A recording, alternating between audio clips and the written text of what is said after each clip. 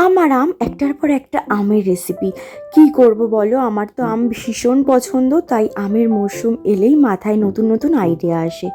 এই আমের ডেজার্টটা আমি রিল স্ক্রল করতে করতে দেখেছিলাম, দেখতে এতটাই লোভনীয় লাগছিল যে তখনই ঠিক করে ফেললাম যে এটা আমাকে আজকেই বানাতে হবে। প্রথমে আমের মুখের দিকটা কেটে নিলাম, তারপর খুব সাবধানে মাঝখান থেকে আটিটা বের করে নিতে হবে। আর খেয়াল রাখতে হবে যেন আমের খোসাটা কেটে না যায়। এরপর বানিয়ে নিলাম ডেজার্টের মিশ্রণ। তার জন্য প্রথমে দুধটা ভালো করে ফুটিয়ে নিলাম, তারপর তাতে দিয়ে দিলাম কনডেন্স মিল্ক। চাইলে এর বদলে চিনিও ব্যবহার করতে পারো।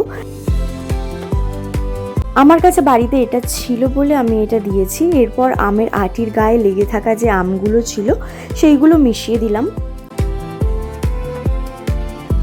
একটু ফুটিয়ে নিতে হবে ভালো করে, যাতে মিশ্রণটা একটু গাঢ় হয়ে যায়। তারপর দিয়ে দিলাম কিছু ড্রাই ফ্রুটস, আলমন্ড, কাজু, পেস্তা। তোমাদের কাছে যেটা যেটা থাকবে তোমরা সেটাই দিতে পারো। মিশ্রণটা একটু ঘন হয়ে গেলে নামিয়ে নিলাম, তারপর পুরো মিশ্রণটা আমের ভিতরে ভরে দিলাম।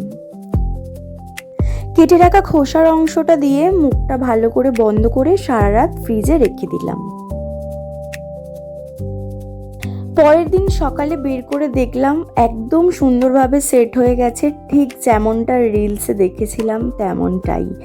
তারপর খোসাগুলো ভালো করে ছাড়িয়ে নিতে হবে আমের। এরপর পিস পিস করে কেটে নিলাম, দেখো আমি যেভাবে কেটেছি সেইভাবে কেটে নেবে।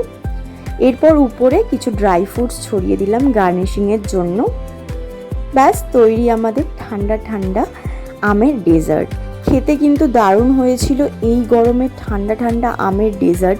এর চেয়ে ভালো আর কী বা হতে পারে। তোমরাও অবশ্যই বাড়িতে বানিয়ে খেও, আর কেমন লাগলো জানাতে ভুলো না।